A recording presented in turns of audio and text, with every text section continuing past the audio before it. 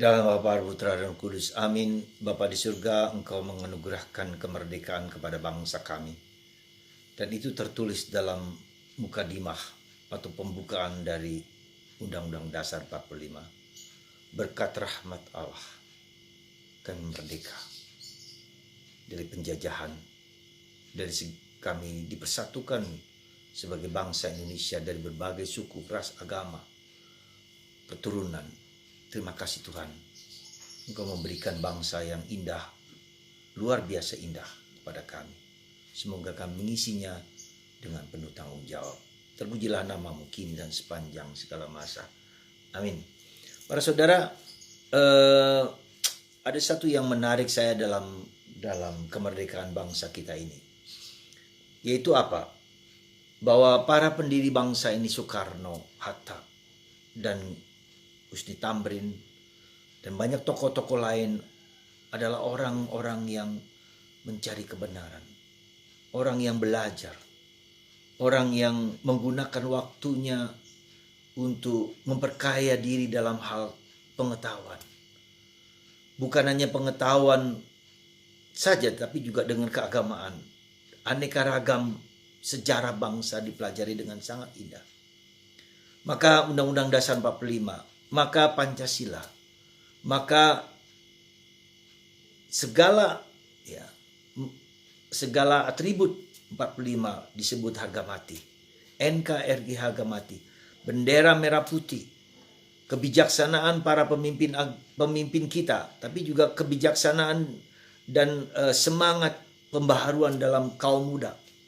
Ketika misalnya Soekarni dan teman-teman membawa Soekarno dan Hatta keluar ke Rengas Dengklok untuk meminta mereka memproklamirkan diri.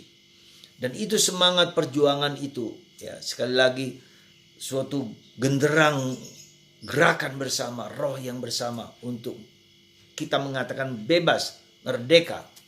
Tidak lagi hanya karena diberi, tidak lagi hanya karena dikaruniakan oleh orang lain, tapi kita dikaruniakan oleh Allah, bukan oleh penjajah kita. Dan itulah kehebatan bangsa kita. Jadi saudaraku terkasih dalam Kristus, mari kita terus belajar. Soekarno mengatakan, waktuku kupakai untuk membaca, untuk belajar.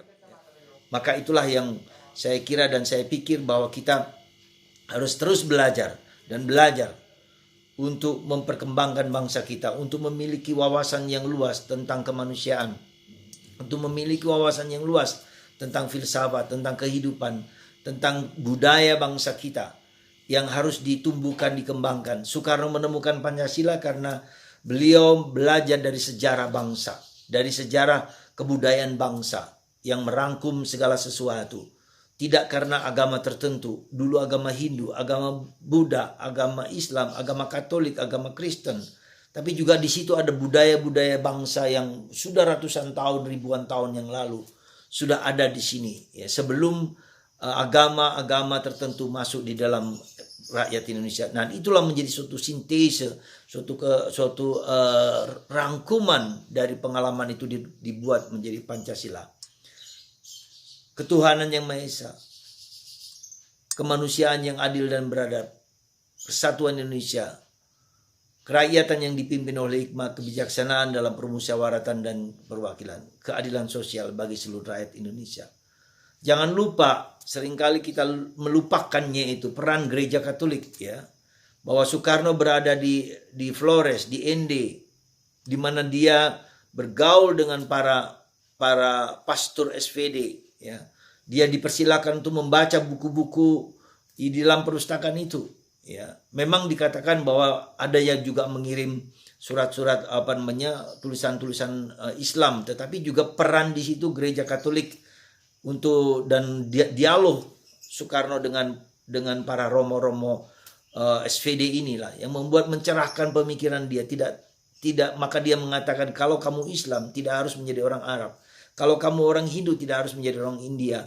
Kalau kamu orang Katolik tidak harus menjadi orang Roma. Jadi kita bisa melihat sumbangan-sumbangan yang luar biasa dari berbagai komponen masyarakat yang menciptakan lagu Indonesia Raya. Wage Rudolf Supratman, seorang Katolik, ya, yang kemarin saya lihat dari YouTube ada seorang Cina yang jago dalam hal elektronik, dalam simfoni, dalam menyebarkan radio, ya, orang Tionghoa. Jadi kita bisa melihat di sini bagaimana jangan pernah menyingkirkan agama lain, jangan pernah menyingkirkan kelompok lain, jangan pernah menyingkirkan bagian, tapi ini merupakan satu kesatuan, ya. Kita semua harus menghargai itu. Semakin kita melihat sumbangan-sumbangan dari berbagai macam yang seringkali kita meniadakan orang Tionghoa dan segala macam, ternyata mereka juga punya jiwa-jiwa yang luar biasa. Sekali lagi, mari kita tidak hanya memperhatikan internal kita, tapi juga seluruh dunia dengan segala macam aneka ragam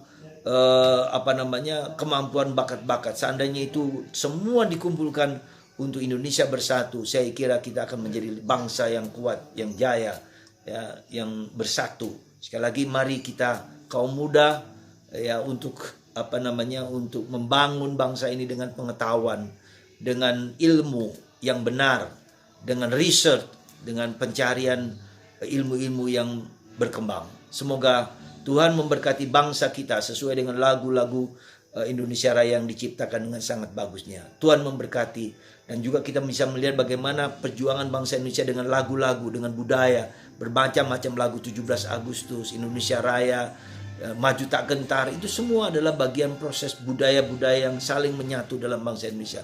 Dan kita bangga sebagai orang Indonesia, merdeka, merdeka, dan merdeka.